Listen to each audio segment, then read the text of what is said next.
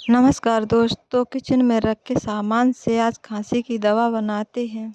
बड़ी इलायची को भून लें, उसके बाद छोटी इलायची भूनें, उसके बाद लौंग को भूनें, अजवाइन भून के सब सामान निकाल कर ठंडा कर लें।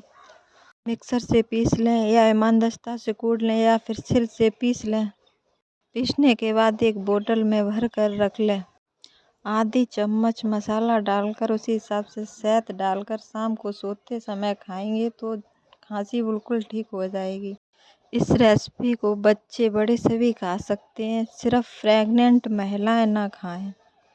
खांसी है तो बनाकर ट्राई ज़रूर करें।